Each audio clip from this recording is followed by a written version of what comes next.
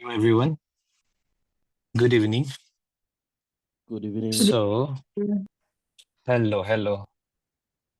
Am I audible? Yes. All Yes, right. sir. Yeah, how is everyone doing? Yeah, you All can good, just. sir. Doing great, sir. Okay, Mr. Tata Numok, Superpower. Nice to hear from you. What about the rest? Yes. Good. Okay. So we're gonna do like this, okay? You can unmute yourselves when you answer questions or whenever you would like to raise some questions, please unmute yourselves.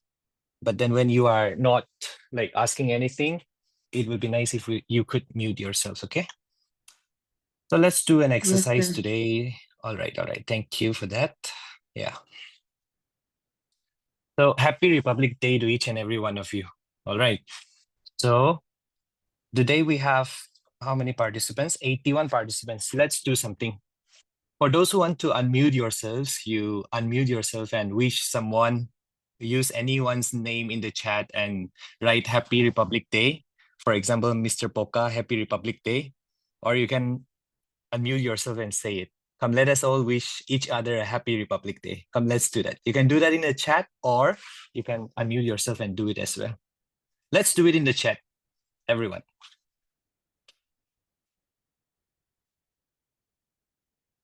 Happy Republic Day.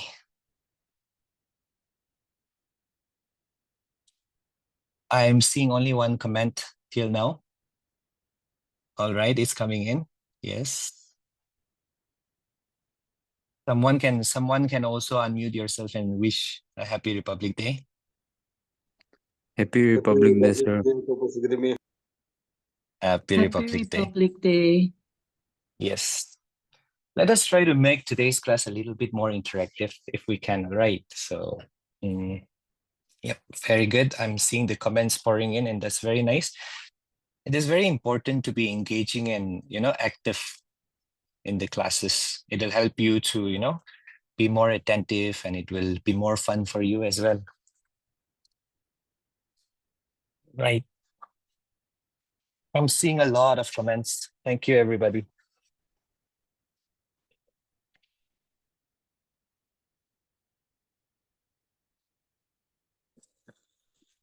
All right.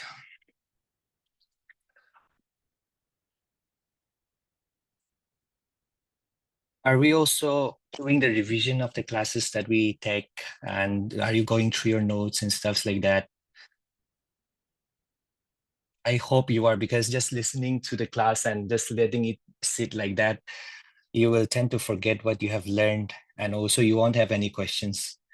So after your classes, you can go through your notes, and if you have any questions, you can, ask them in the next class, or you can even ping me. I've shared my number with you all. So since today is the Republic Day, just as the refresher, all right, we will start talking about the Republic Day, okay? Let us all refresh our knowledge since it is the Republic Day today. Okay, Republic Day. I don't know how many of you have watched the parade that has gone about in Delhi. But yep, India today celebrates 75 glorious, 75 glorious years of being a republic. And that is a very significant, commemoration of the Republic Day. So it is our 75th anniversary of the Republic Day. And Republic Day is celebrated annually on the 26th of January in India every year, right? Now, I would like to share. Okay, wait, let me bring my notes here on me.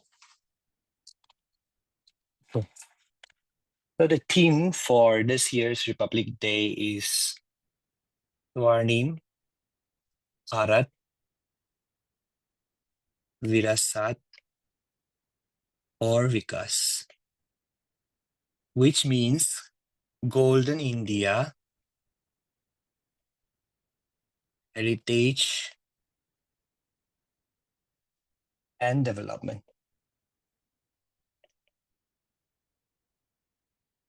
So this theme highlights India's rich cultural legacy, all right? And it also highlights its ongoing development. So the theme is Swarnim Bharat Virasat or Vikas, Golden India, Heritage and Development. And the chief guest for today's event is the Indonesian President, Prabowo Subianto. I would like to ask a question in this regard. Who was the first chief guest during the First Republic Day held on the 26th of January, 1950? Who was it? If anyone could answer. You can unmute and answer the question. I wouldn't be, or if you want to write it on the chat, please don't Google it, all right?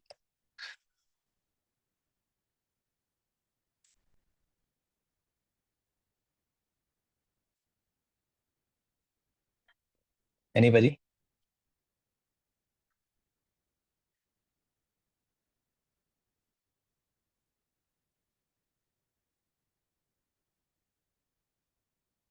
All right, yes, President Sukarno, right? President Sukarno of Indonesia only. Okay. So so 26th January is celebrated every year as a Republic Day. And it marks the day the Constitution of India came into effect, right, in 1950. Okay, in 1950, when the Constitution of India came into effect, it is also called the Red Letter Day. And the day 26th January was selected as the Republic Day. 26th January was selected because on this very day, Purna Swaraj was declared in Purna Swaraj. Purna Swaraj was declared in 1930 at the Lahore session of the INC, Indian National Congress. And so to commemorate this occasion and the declaration of Purna Swaraj and the hosting of the tricolor flag in the Lahore session by the Indian National Congress, we have selected 26 January as the Republic Day. And the Republic Day has made India, the passing of the Constitution and the adopting the Constitution of India, made India into a sovereign democratic republic. Sovereign implying that it has its own independent authority with its legislature being able to make laws on any subject authority, and democratic implying that authority lies in the will of the people,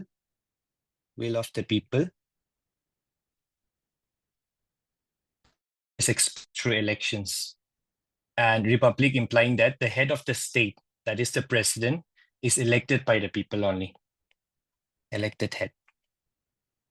Right.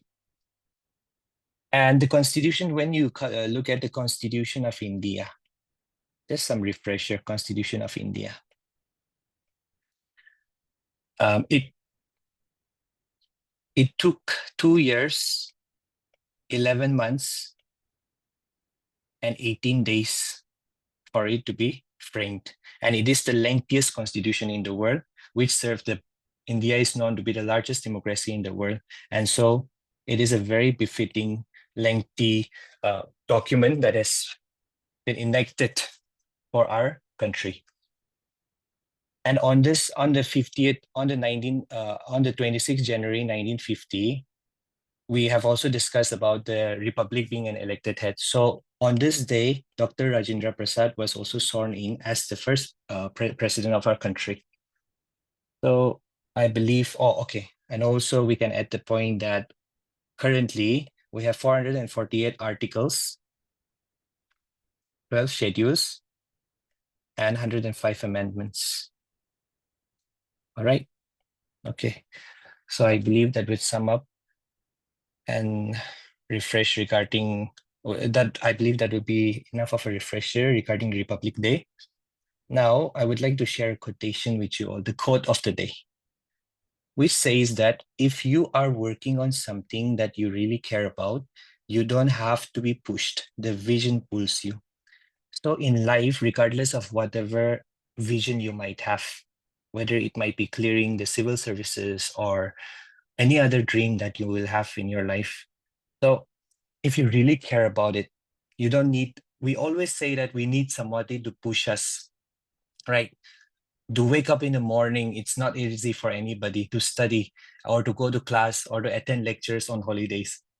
But if you have a clear vision of whatever it is that you want to do, that vision will only pull you.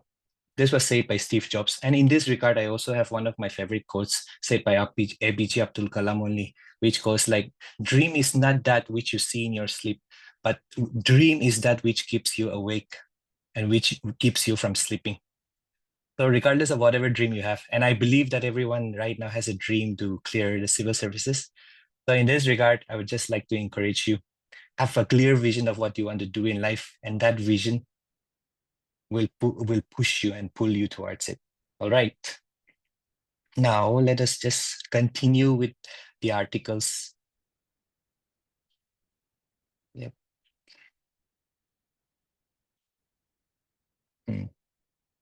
This article, wait. Okay. So India's Ministry of Culture is working with France Museums Development, FMD, to develop the Yuga Yugin Bharat National Museum. The Yuga Yugin Bharat National Museum. And they are working, this Yuga Yugin Bharat National Museum will be a top-class national museum, okay? And this is called so as to celebrate India's rich and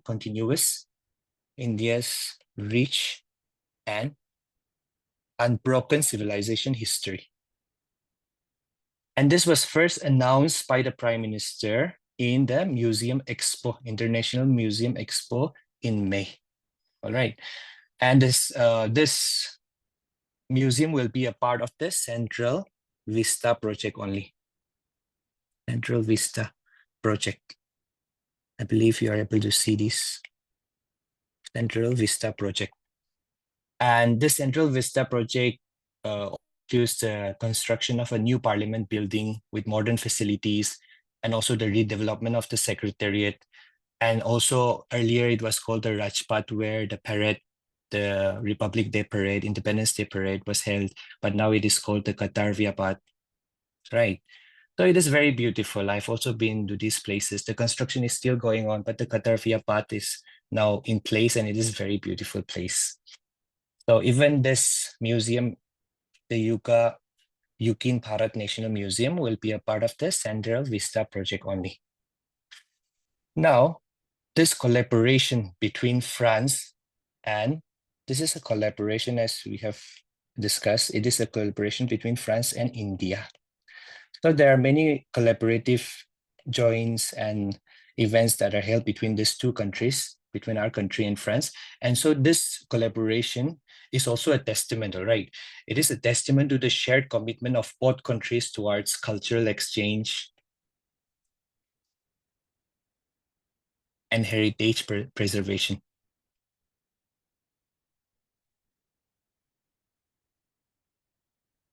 Yes, we can keep that in mind.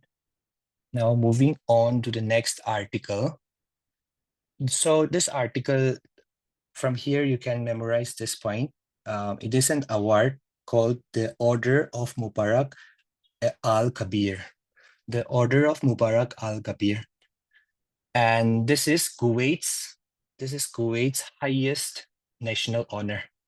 And this honor was conferred upon our Prime Minister by the Amir of Kuwait. Amir means the leader or the head of Kuwait. All right. And so this award, right, this award is conferred upon prominent leaders and also dignitaries and individuals who has played a pivotal role in enhancing bilateral relations with Kuwait. So in 2023, Narendra Modi was awarded with this award and recognition, I should say, for his efforts to strengthen India-Kuwait relations. Okay. So India and Kuwait share a very strong diplomatic, economic, and cultural relation. Okay. When we look at the map of Kuwait, so this is Kuwait. In your prelims also sometimes you will be asked questions regarding what are the neighboring countries of Kuwait and stuff like that. So Kuwait is surrounded by two countries, one in the south by Iraq and one in the south, one in the north by Iraq, one in the south by Saudi Arabia. So these two countries are the neighboring countries of Kuwait. Kuwait is also a part of the Gulf Cooperation Council. The Gulf nations are Kuwait, Bahrain, Saudi Arabia, Qatar, UAE, and Oman.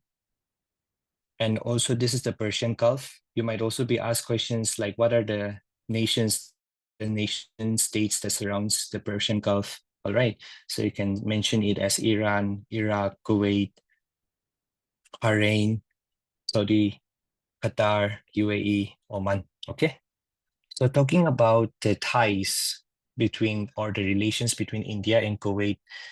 So Kuwait is one of India's key energy partners, supplying significant amount of oil to India.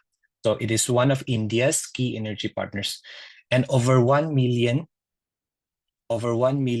Indians live and work in Kuwait. Okay, and this contributes to its economy and also fosters close people-to-people connections. And another point that we can get when we talk about Kuwait is the Kuwaiti dinar. All right, the KWD is the highest valued currency in the world. The Kuwaiti dinar is the highest valued currency. All right. Now this we have discussed the Swarnim Bharat Virasat or Vikas, the Golden India Heritage and Development, which is the theme for the Republic Day celebration 2025. Now the next topic is a very simple topic, so you just need to keep this in mind, the Udan Yatri Cafe. Udan Yatri Cafe, which is a government initiative to provide affordable food at airports. For affordable food at airports. We know that air travel is very expensive in India, right? And most of us who belongs to the middle class family or lower middle class family, it is very expensive for us and it is not a viable option for us. And the price of the tickets are very high. But apart from the price of the tickets also, even the food that is available in the airlines, in the airport is very expensive. For a 1 liter bottle of water, it costs nearly 100 rupees or so. So even to drink water, you think twice to get a bottle of water on it. So this Udan Yatri Cafe, which has been recently launched in our country. So this is a very a noble initiative towards affordable air travel.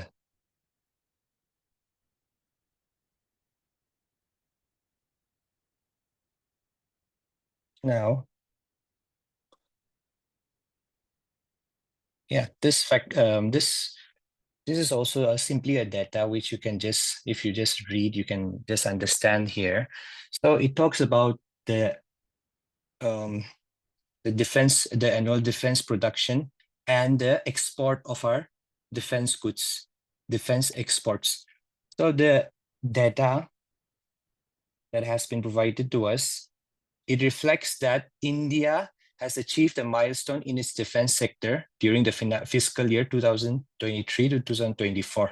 And India's defense exports, the defense goods, the artillery or the ammunitions and everything has crossed a record of rupees 21,000 crore. Okay. And also this reflects on the self-reliance. India seeks Atma Nirbhar Bharat, right? We seek to become a nation of self-reliance. And we know that we import a lot of defense goods and stuffs from the neighboring countries. So this also implies, and the defense production has crossed 1.27 lakh crore here. So the target has been set for 3 lakh crore of defense production and 50,000 crore defense exports by 2029. So this is just one simple data that you can keep in mind if you want to Now moving on to an important topic. Here, the central government, okay, has introduced the right of children to free and compulsory education rules 2024. Right of children to free and compulsory education rules 2024. So the objective of this is to promote student learning while also ensuring equity and inclusion. As we all know, the Right to Education Act, right, the RTE Act was passed in the year 2009 and it was amended in 2019, okay? But however, the implementation of this 2019 RTE amended Act was delayed because it was awaiting the National Economic Policy of 2020. So therefore, and now some right to children, this amendment has been brought, and this new rules have been passed, and it simply relates to detention policy. Okay. So students in grades 5 and class 8 and 5 and 8, all right, in schools owned or controlled by the central government will have to follow this new detention policy. Earlier, we had the no detention policy. So in the no detention policy, student till class 8, that is primary schooling and above, high school, lower high school. So in this no detention policy, students were not allowed to repeat a class even if they would fail. So they would just be promoted to the next class. And we know the disadvantage of this is that it will not motivate the students to read, right? They will not be motivated to study because they know that they will just be promoted to the next grade. And also the teachers also wouldn't feel like teaching because they will still think that even if they teach or not, students will get promoted. And that is one reason why the education scenario in the government schools have been very poor as well. So the new rules in grades 5 and 8, what will happen is if a student fails to meet promotion criteria in the annual examination, that is, if they fail, they will receive additional instruction and re-examination opportunity within 2 months. After 2 months, they will have to reappear an examination. And this is only for grades 5 and 8, okay? So, and if they fail this re-examination, they will remain in the same grade for another year, okay? So the key takeaways from this is that what we can understand from this is that this policy will ensure accountability. This policy will ensure accountability. And because automatic promotion will be checked by this. And also students are given fair chances and support systems. Fair chances and support systems are also given to the students because teachers are also asked, according to these rules, to work closely with students and their parents. And also they will provide specialized guidance to address specific learning gaps, okay? And also it aligns, these rules that have been passed, it aligns with the new economic policy, the National Education Policy of 2020. All right, now let us talk some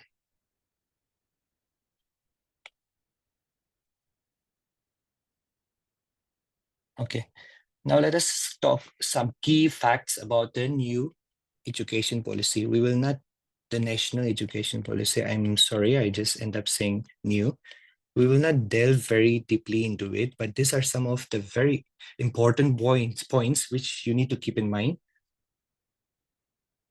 So you can use these because you can use these points in your essays and in whatever questions relating to society or polity, education, etc. that you would come about NEP 2020. So this policy was approved by the government of India in July 2020, okay, in July. And it replaces the national policy on National Policy on Education, 1986, and it envisions and it aims to transform India's education system by 2040. By 2040, to transform India's education system. So some of the key features of this policy is it replaces the 10+2. I believe everyone out here has only followed this matriculation and higher secondary. We have only followed this system, right? So it will replace this system by a 5+3+3+4 structure. So this first 5 years will be known as the foundational stage. This is the foundational stage. This is the preparatory stage. This is the middle stage. And this is the secondary stage. Okay, so in this 5 years, the focus will be on play-based learning only. Play-based learning. And in the second stage, the three, it'll be emphasis will be paid on basic literacy, where they would be taught to read and write and numeracy. And in the third and in the prep stage and in the middle stage, it would be subject focused learning. Subject focused. And in the secondary stage, which will be 4 years, it will be multidisciplinary. All right, they will be asked to learn from different disciplines, different subjects, and also they will be encouraged critical thinking. And this will be an inclusive form of education with special emphasis given to mother tongue or regional languages as the medium of instruction. Because whenever you are taught in your own mother tongue, you would understand better as well. And for the higher education, this is for the high school, primary and high school. Now for the higher education,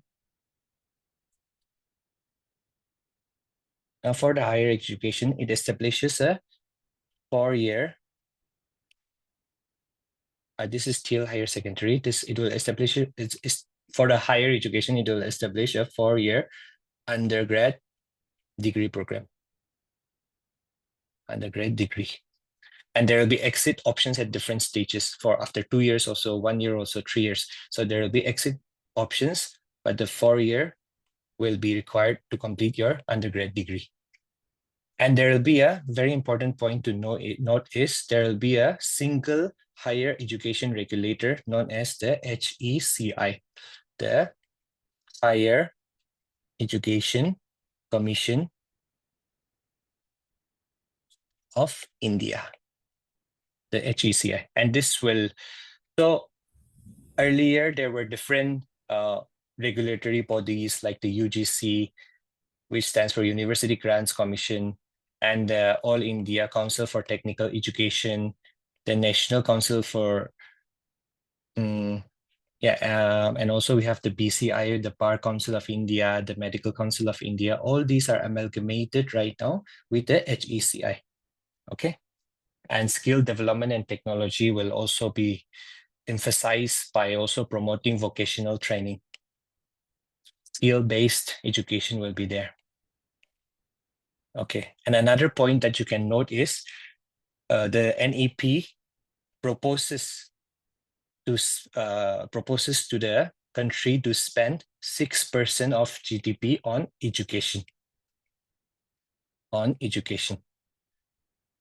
So before 2020, India's spending on education was just around 3%, okay, of GDP, which is very much lower than the recommended 6%, right? And other committees, even in the earlier times, like the Kothari Committee, the Kothari Commission, 1964 to 66, has also proposed this spending of 6% only. Even US countries like USA and all, they spend around 5.44% of their GDP on education. And 5.4% of the US economy or the US GDP is like a very much huge amount when it compares to India. Now, moving on. All right, the next topic is on good governance. Good governance is also a very important topic, which would be necessary from your mains exam point of view as well. So, Defense Secretary Rajesh Kumar Singh has launched the Rashtra Parv website, along with his mobile app on December 25. So the Rashtra Parv website.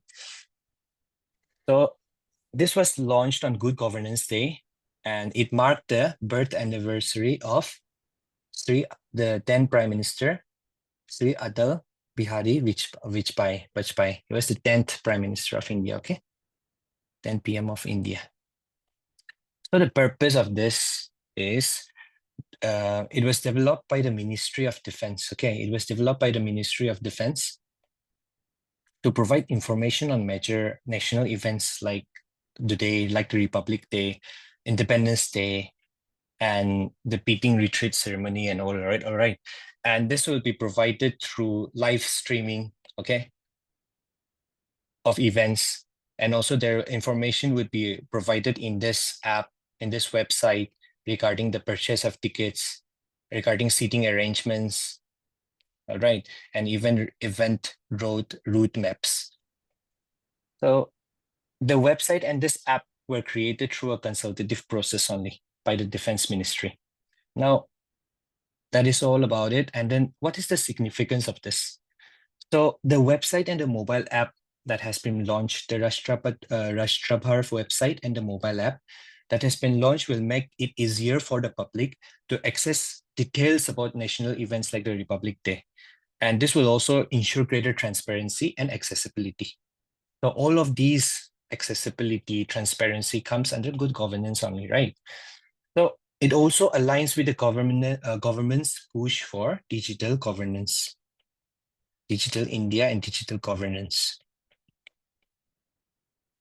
So these terms are important when you would write answers on good governance.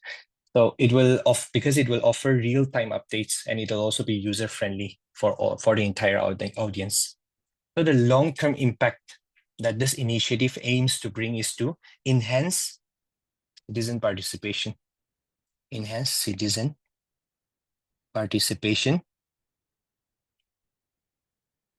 in national events, and also to promote digital inclusivity, okay, and good governance practices.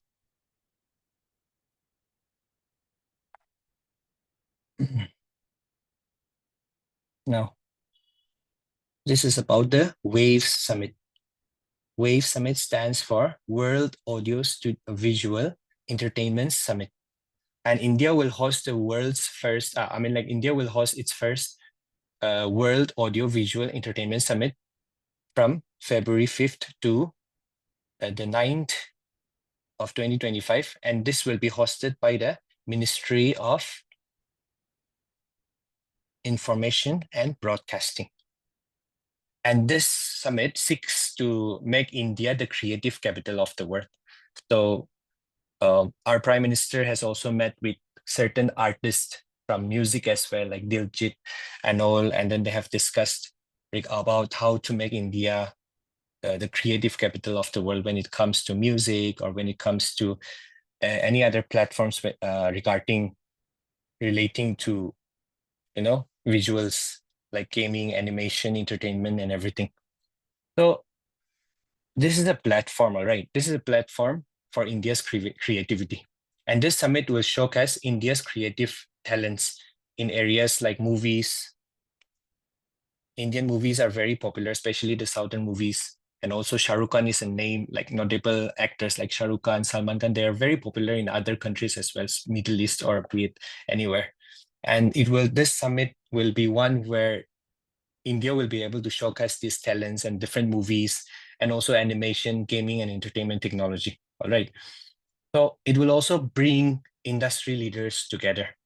We're talking about the significance now. It will bring global experts, leaders, and innovators from the global entertainment industry only, right? To discuss certain trends, certain new ideas, and also it will help in solving challenges when it would come to any of these fields. And this collaborative events are very much important to take anything forward. And it will also promote trade and collaboration, like I've mentioned. It will promote business and partnerships, and it will also encourage the world to invest in in the entertainment sector and boost its presence on the global stage. All right. Now we have another very important. We'll talk about good governance here. That's why I did not discuss it here in the previous slide. So we have here the Sushasan Sapta. Sushasan Sapta. Sushasan in Hindi means good governance. Sushasan in Hindi means good governance. Sapta means 7, right? Which relates to week. So Sushasan Sapta or Good Governance Week is a week-long event which is observed every year to promote good governance practices. To promote good governance practices. So good governance, what does good governance means? Good governance basically means how the government runs and makes decisions in a way that is fair. How the government runs and makes decisions in a way that is fair, transparent, and one which benefits everyone.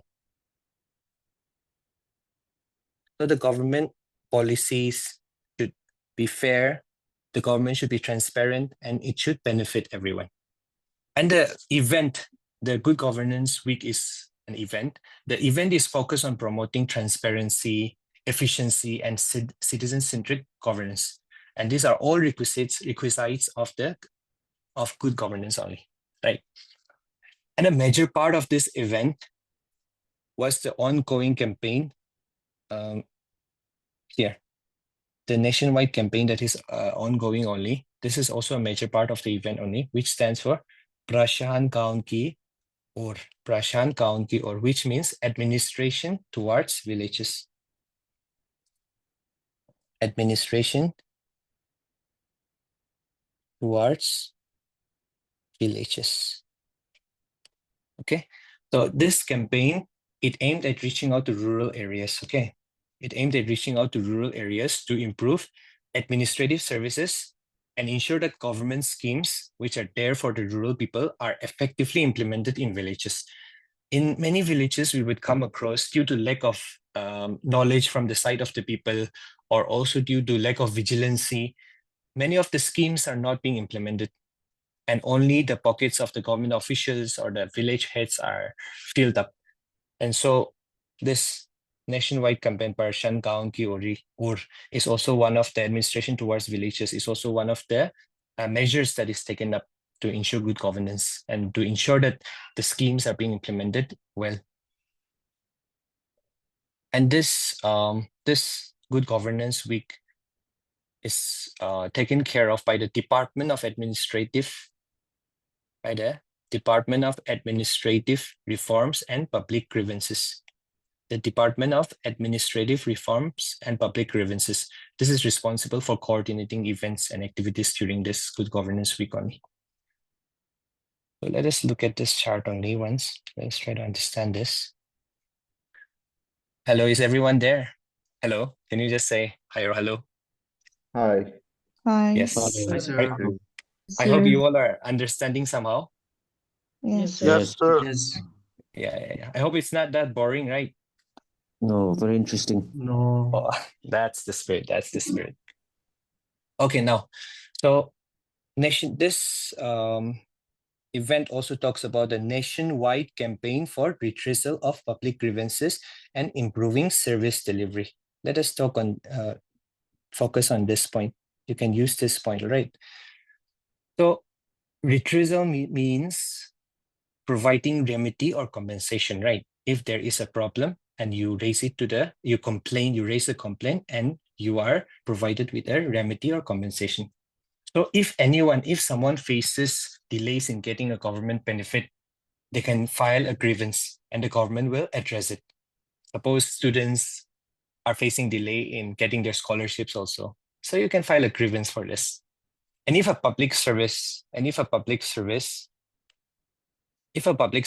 not if a public service is not functioning properly, citizens can also file a complaint, and government is bound to take steps.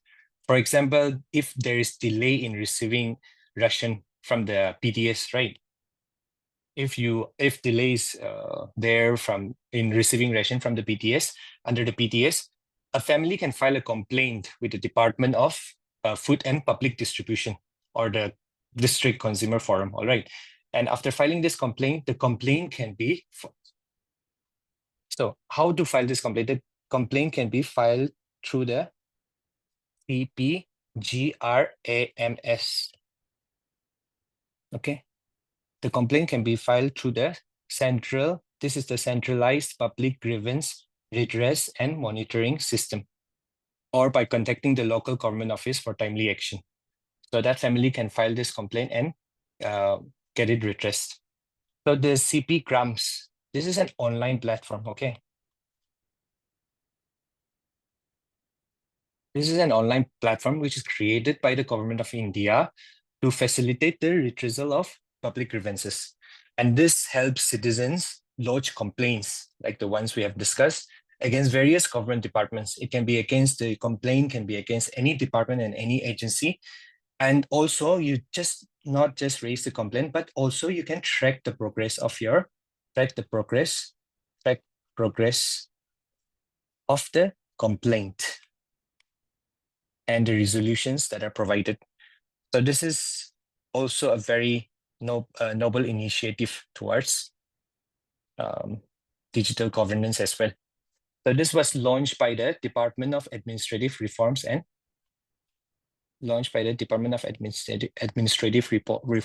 Public Grievances, which is under the Ministry of Personnel, Public Grievances and Pensions.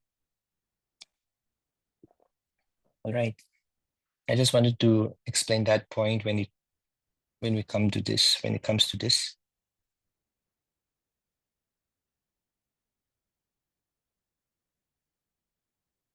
Now, what do we have?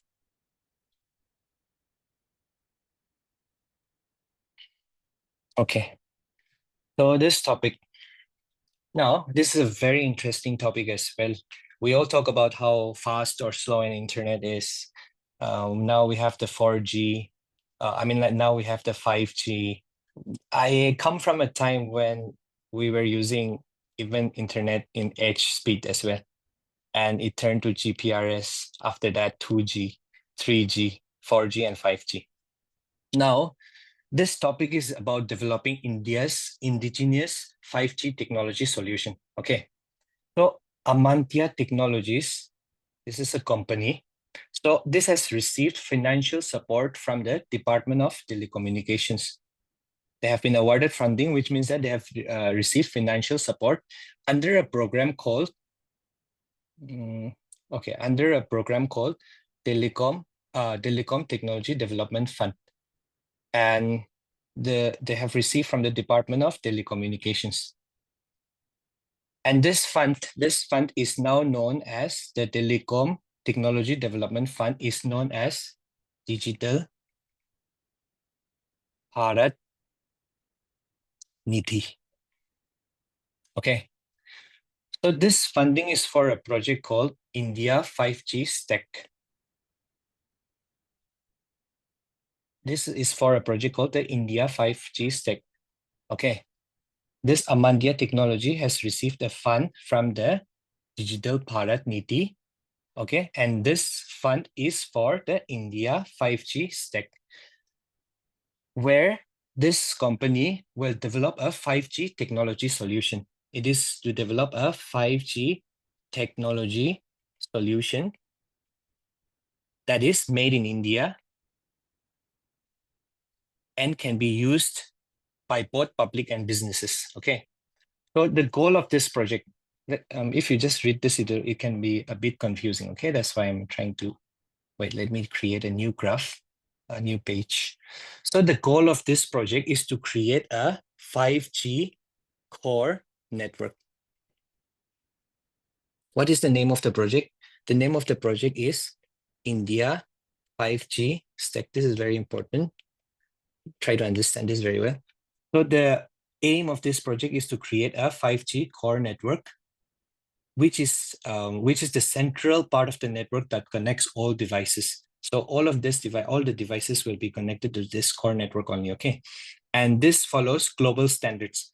So the one point that you would see mentioned here is, this is global standard 3GPP release 16/17. So this is a global standard only. And so the 5G stack, India 5G stack, will build a 5G core network, which will follow the global standard of this one, okay? But this one will be fully designed and built in India only. It will not be designed and imported from China or anything, but this will be fully designed, this core network, and every component will be fully designed and built in India only. So when you would read this article, you would come across this one as well, the 5G SA core, made in India 5G SA core. So when you talk about 5G technology, there is this standalone and non-standalone. Okay, so the core network that we are trying to develop is this standalone core. Okay, in the 5G SA, 5G as standalone, and this is 5G NSA. These two are different. It's very easy to understand as well. So standalone means that, this means that 5G network does not rely on any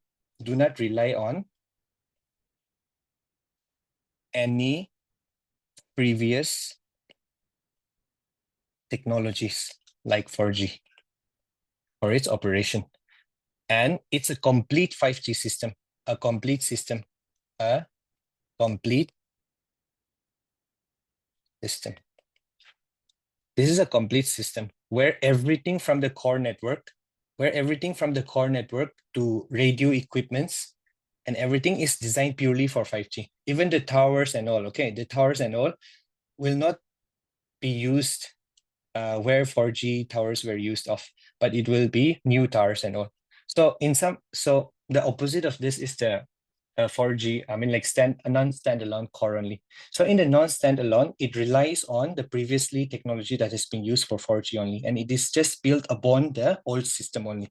So suppose there is a 4G tower here, the 4G Geo tower. So if Geo wants to bring about 5G, they will just install some radio equipments here. But in the standalone, new towers are built and new equipments, new core network is built. So the 5G stack that is going to be brought about by Amantia Technology is very noble, and it will be made in India, and it will be a standalone 5G SA core, okay? So what are the advantages of this 5G? Advantages of 5G SA core, which you see here, 5G SA core.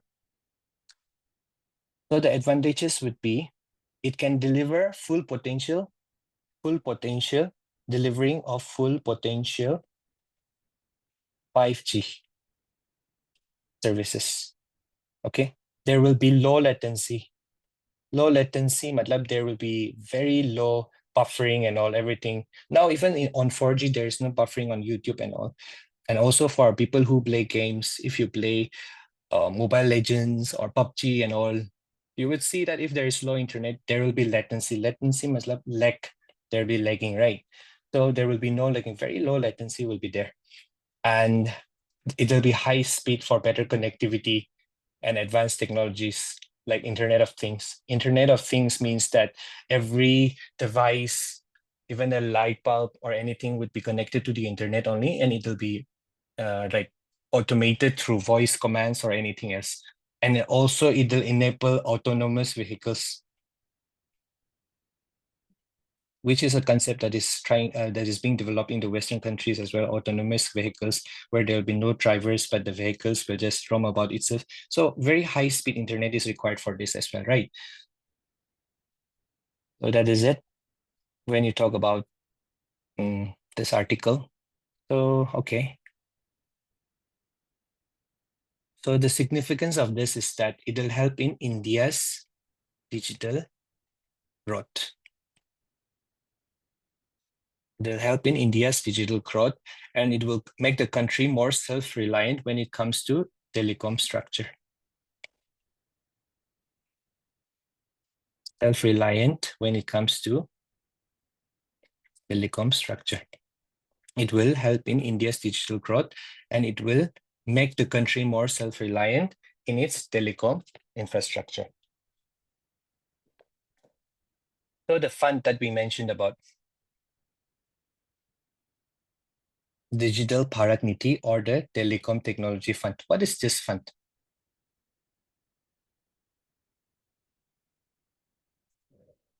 Now you just try to understand, all right? And also you can jot down notes or somewhat. After you listen to this, and if you reread the topic once again, you will very easily understand whatever it is. So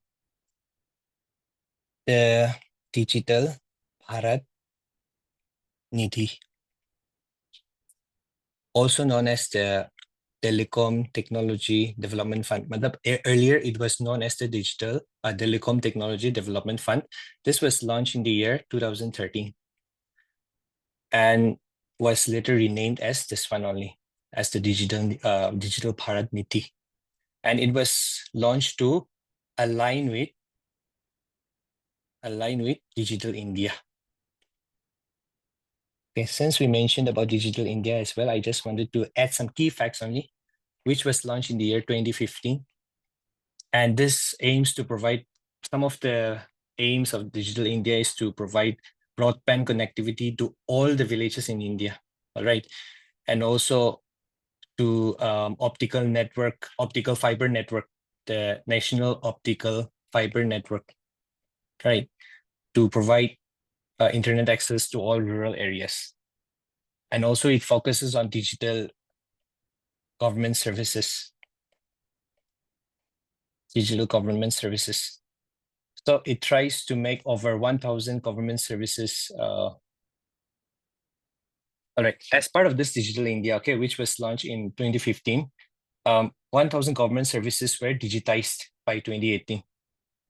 I'm so sorry. 1,000 government services were digitized by 2018, making them available online to citizens through platforms like e-District and My Governance, MyGov. All right, these are the platforms, and even other. As of 2024, over 1.3 billion Indians are enrolled in the Aadhaar system. Okay, and this makes the Aadhaar one of the world's largest biometric ID system. One of the world's largest biometric ID system. So these are some of the points that we can draw from this article. Let me just remove the slides.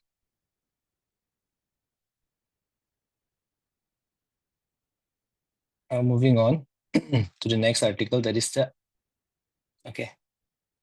Very simply, if you just go through this article, you will find that this article talks about launching of the 7th edition of the Youth Core Lab. The 7th edition of the Youth Core Lab. Let us try to understand this Youth Core Lab. Okay, this Youth Core Lab was co-created in the year 2017. Okay, by the United Nations Development Fund and the City Foundation. The Youth Core Lab was co-created in the year 2017 by UN, United Nations Development Fund and City Foundation. So these two bodies co-created this. And the City Foundation, this is a part of City Group only. City Group is a financial company, okay? And this is a part of City Foundation. It's like the philanthropic part of City Group.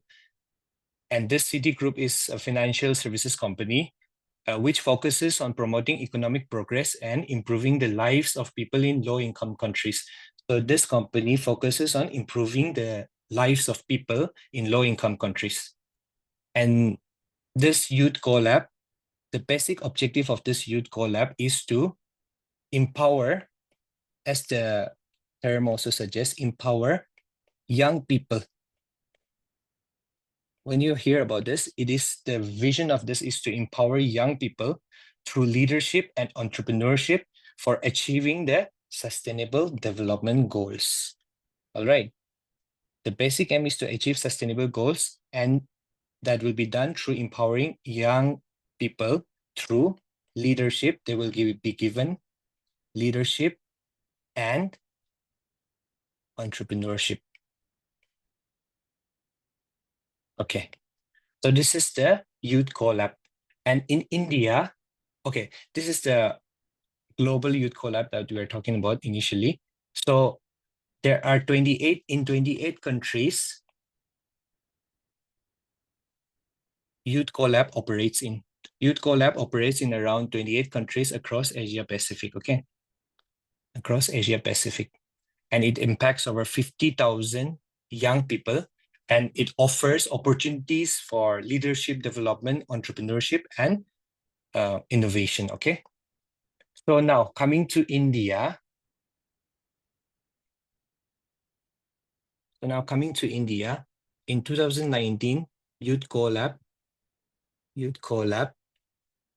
was officially launched in India in collaboration with Atal Innovation Mission, which you will find in the article, and Niti Aayog. So in India, Youth Collab was launched in 2019 in collaboration with Atal Innovation Mission and Niti Aayog. So, and every year, Youth Collab holds a National Innovation Challenge. So the article talks about the 7th edition of the Youth Collab National Innovation Challenge. Okay, so this National Innovation Challenge is an event that is held every year. And this challenge is held in order to discover and support young innovators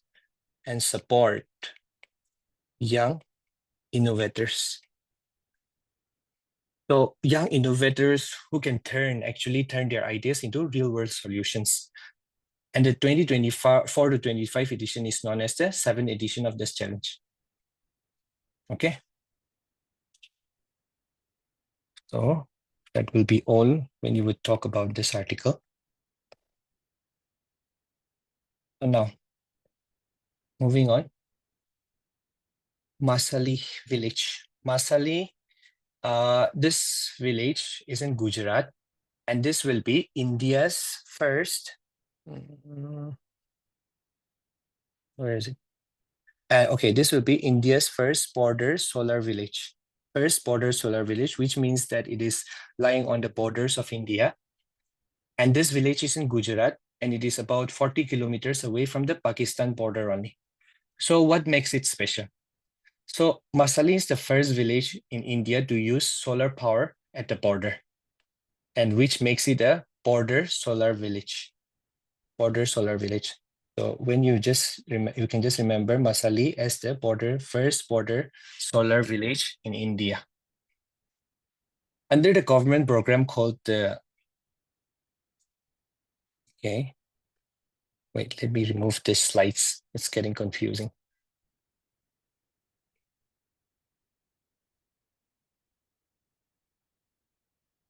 Okay.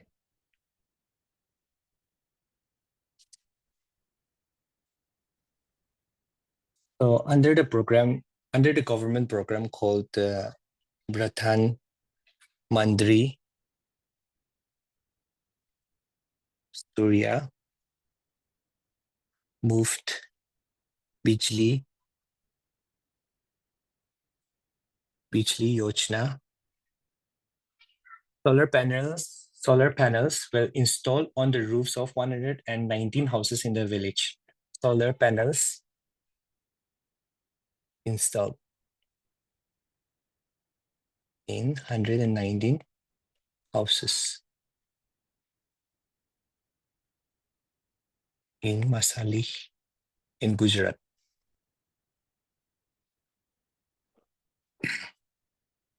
And this solar panels, okay, these solar panels that has been installed would generate more than 225 kilowatts of electricity, and it will help and it will benefit 800 people from that village only. So this is all about that article. Some additional information, if you can note down, is India's first solar village. India's first solar village is Mothera. Okay, which is also in Gujarat only. And the entire village is powered by solar panels only. And it makes, and thus making it a sustainable and eco-friendly model for renewable energy in rural areas. So the Indian government, right, under various schemes like the Pradhan Mantri Surya Bijli, Surya Muft Bijli Yojana, and also the National Solar Mission.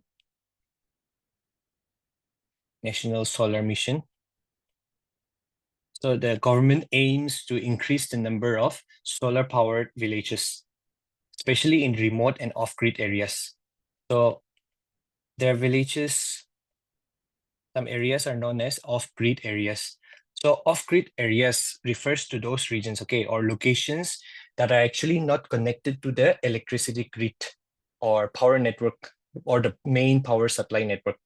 So these are the off-grid areas, and in these areas, the National Solar Mission or the Pradhan Mantri Surya Muft Bijli Yojana, and also other yojanas like the Sahaj Bijli Har Ghar Yojana. So all this tries to increase the number of solar-powered villages, especially in these remote areas. And India, currently, there are 300 solar-powered villages. Okay. So the Pradhan Mantri Surya Ghar Muft Yojana, this one, it is a government initiative. This is launched in February last year only, in 2024. And it aims to provide free electricity to households across India through the installation of rooftop solar panels. So this Yojana would install rooftop solar panels in households in villages. And in this way, free electricity will be provided. And this scheme targets the installation of solar panels in 10 million homes, 1 crore homes, right? By March 2025, March 2027, yes. And this is taken up by the Ministry of New and Renewable Energy. By the Ministry of New and Renewable Energy. All right. Now, the Lohia Auto has introduced Lohia Auto has, which is an Indian company, and this company specializes in manufacturing of electric vehicles, okay, including electric three-wheelers like autos and e-rickshaws. So this is this Lohia Auto has launched its electric brand called Utah, okay, and it plans to produce 3 lakh three-wheelers by 2027, okay? And the significance of this Lohia Auto Utah, this brand, and its electric three-wheeler plan is that it will reduce pollution and it will promote sustainable clean energy in transportation. So sustainable clean energy in transportation will be promoted because there will be less dependence on fossil fuels, and also it will boost economic growth. It will boost economic growth because it will contribute to the electric vehicle industry and create opportunities, job opportunities, and it'll be affordable and accessible, which would provide cost-effective, eco-friendly transportation for both passengers and cargo needs. And it also supports the national goals Like it will align with India's renewable energy and carbon reduction targets, right? And also it advances electric mobility,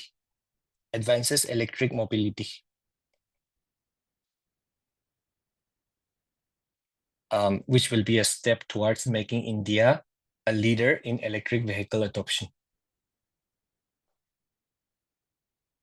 Okay. Now, the National Science Drama Festival.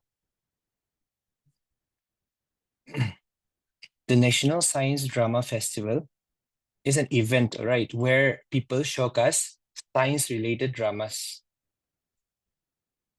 Science-related dramas to make learning about science fun and exciting. Many people dread science. Many people, after they pass out their matriculation, even in Nagaland also, especially, they would go for art stream or commerce stream because they fear to study science, maths, and other subjects, right? So this is one initiative, drama festival, where science-related dramas are taken up so that learning about science will be fun and exciting. And this is organized by the National Council of Science Museums. All right. This National Council of Science Museums is an autonomous organization and under the Ministry of Culture, Government of India. Okay. So this festival has taken place in Delhi only from the 27th to the 28th of December. So why is it important? So it helps students, right, and young people to become more curious, and also it encourages the people to be creative about science, because using dramas to explain science is a very creative idea, and also about scientific ideas. And also our fundamental duties encourages us to foster a scientific temperament, right?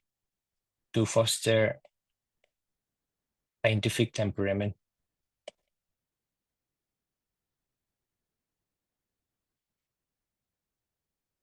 When we're talking about the fundamental duties as well, to foster the scientific temperament, all these initiatives are in alignment to the duties, fundamental duties only. So it will make science education interesting and help people learn about science in a fun and entertaining way. So in this event, around 40,000 students took part, students from 28 states and 8 union territories. And they came about in this event and they talked about topics like artificial intelligence, climate change, water conservation, and other medical breakthroughs, right?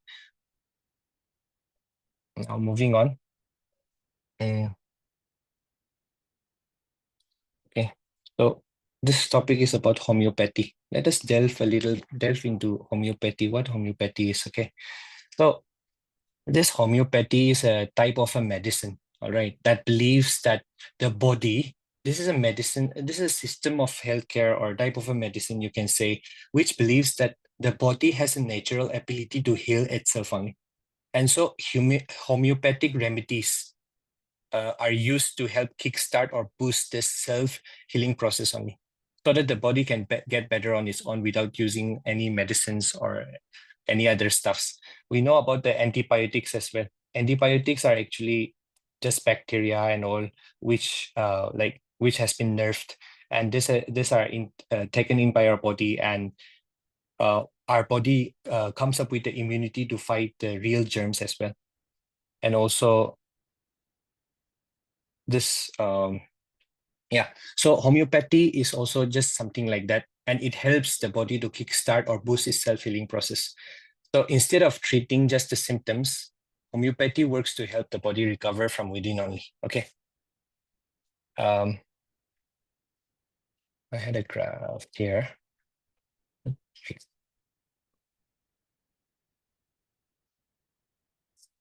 Okay. So medicines are prepared mainly from natural substances, right? Medicines are prepared mainly from natural substances, plant products, minerals, animal sources. And it was brought to India by European missionaries in 1810. And official recognition was made regarding homeopathy in 1948. Okay, so the three principles of homeopathy is similia, similibus, curantur, let likes be cured by likes. An example of this is that let likes be cured by likes, which means that, see, we have coffee, for example, right? Coffee in a healthy person, drinking too much of coffee can cause insomnia as well, because it has got a lot of caffeine in it, and it can cause insomnia, restlessness, and excessive drinking. I know there are some people who would just drink coffee and sleep off, but naturally in a normal human being, coffee would cause insomnia when it is taken late at night or so. So how is this caffeine that is used, this inducing factor of coffee that is used in homeopathy? So if a person is actually experiencing sleeplessness due to anxiety and all, a diluted dose of coffee, all right, a diluted dose of coffee will be used to treat it. And homeopathy is related to something like that only. Or for example, we know what arsenic is. So arsenic, actually consuming arsenic can lead to vomiting and diarrhea and some extreme weakness conditions in human beings. But in homeopathy, a diluted form of arsenic would be used, and it will treat food poisoning and digestive issues. All right. So that is it. And so the 2-day National Conference on Homeopathy and Mental Health was held at an HRIMH auditorium in Kottayam. The conference of the theme was optimizing the role of homeopathy in promoting mental health. How homeopathy could be used to relieve anxiety and all, to relieve restlessness and everything. Okay. Now moving on.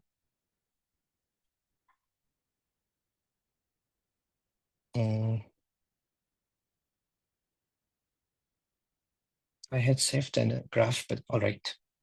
So now, this article is about Lighthouse tourism. This last article from the national news section is about Lighthouse tourism. Lighthouse tourism. Okay.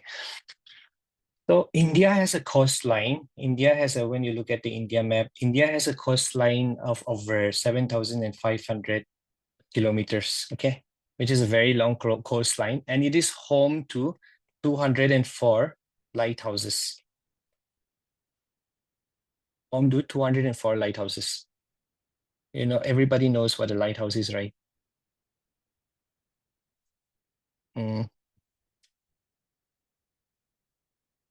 Yeah, this is a lighthouse. So in the coastlines, there will be lighthouses. So India is home to 204 lighthouses. And traditionally, they serve as navigational aids for seafarers, right? Navigational lighthouses are navigational aids. It helps the seafarers, people who, captains of the boat, who rides boats and who sails boats and ships. So they will serve as navigational aids, because in the sea, if they would get lost, they will see a lighthouse and they will go towards the lighthouse. So India has around 204 of this, and which serves as navigational aids. So the noble objective of the government of India is to convert this lighthouse areas as tourist spots, okay, tourist destinations. So because they are iconic structures, firstly, and also they will be reimagined as tourist destinations. And this is the developmental vision that is in the minds of the government. So this vision aims to preserve the historical and architectural value of lighthouses, because they have been built long ago, and also they will unlock the potential that lies in these areas to actually boost economic growth. because tourism is one factor which boosts the economy a lot, and it will also empower the local communities. It will create job opportunities. Okay, so the basic aim is to promote economic growth by ushering in tourists from different regions in these areas, and also to promote economic growth, job opportunities as well for the empowerment of the local communities. So this lighthouse tourism, it will involve transforming lighthouses and their surrounding areas into vibrant tourist attractions. And this is part of the Maritime India Vision 2030. Okay, so this is a 10-year blueprint. Maritime India Vision is a 10-year blueprint. And it was released, it was released in the year 2020 only by the Prime Minister of India, and at the Maritime India Summit in November 2020. So this is like a blueprint which envisions India in terms of promoting the developmental objectives of India when it comes to the maritime sector. And we have the Amrit Kal vision as well, 2047, which is a blueprint for transforming the blue economy. Blueprint for transforming the blue economy. Blue economy, this blue economy, it refers to the utilization of ocean and water resources in a sustainable way, so as to promote economic growth and also to create employment opportunities and enhance livelihoods. And also while assuring that marine ecosystems are preserved. Okay. So the Prime Minister also highlighted the government's here. I'll just summarize these points in simple words. If you go through it, I'll just explain this in very simple words. So the Prime Minister also highlighted the government's vision for the maritime sector, and then which has been encapsulated in his statements like ports for prosperity, or ports for progress. So these are some of the statements that has been made by our Prime Minister when it comes to the promotion and development of the maritime sector. So now, this point, this in here in February 2024, Prime Minister Narendra Modi has inaugurated 75 lighthouses with tourist facilities, okay? And they are in 10 states and union territories. And each lighthouse now features modern amenities. These 75 lighthouses, they will feature modern amenities like museums and parks, and they are expected to attract 16 lakh visitors in 2023. Yeah, 2024 only. Yeah, and which is like 16 lakh visitors, which will be an increase from 4 lakhs in 2014. So this is the data from 2014, 4 lakh visitors in this lighthouse. But once we have this in place, the lighthouse tourism project in place, it will fetch 16 lakh, which is like a 400% increase in this visitors. And the third one is the first Indian Lighthouse Festival, which is called the Bharatiya Prakash Sambhav Utsav, right? So this was also inaugurated in September 2023 only at Fort Aguata in Goa. And this is to promote lighthouse tourism only. And the fourth one is the second Indian Lighthouse Festival was held in Odisha. And Sri Sonowal, Sarpananda Sonowal, who is the Union Minister for Ports and Shipping and Waterways. So he has dedicated 2 new lighthouses, one in Balasore and Bhadrak. These are in Odisha, districts in Odisha only, okay? So they have also been emphasized empowering coastal communities to preserve and promote lighthouses as part of India's rich maritime heritage. So lighthouses, So the significance, in simple words, the significance of this lighthouse tourism. What is the significance that we have discussed here? So it is to promote maritime heritage. Promote maritime heritage to boost, which means that lighthouse tourism, as we have discussed, it will help in preserving and showcasing India's rich coastal and maritime history. And it will boost local economy. Okay, as we have discussed, like it will generate employment opportunities in coastal communities through tourism related activities only, right? And it will also enhance coastal conservation. So it will encourage the protection of coastal ecosystems while raising awareness about environmental sustainability. All right. So till there, we have completed the national affairs portion. So the articles that have been given in our magazine, they're short, but they need a lot of explaining to do, because if you do not understand some of the some points, you will not be able to get a bigger picture of what this very short paragraph talks about, right? So till this class, we have discussed like that only. We will see what we can do, whether we would talk about the weekly current affairs, discussing some important topics only, or we would just go ahead with this. I will let you know about that only. So maybe for today's class, we will end here. I hope everyone is still active here. Yes. Yeah. So, yep. If you have any questions or so, or if you would like to, I've also prepared some notes from here only. So if anybody would like this, just whatever I've discussed right now in simple jot down notes I might have. So even yesterday and today's class. So if you want, you just ping me as well for that, or any questions you can just approach. Yep. So any questions?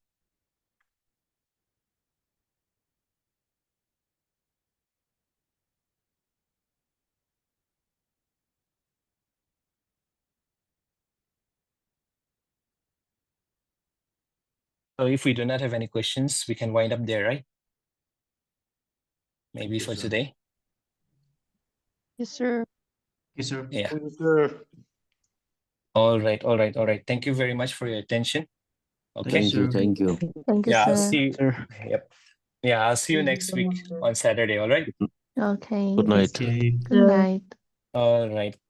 Wishing you a Good very night, good sir. night. Yep. Bye-bye. Bye-bye.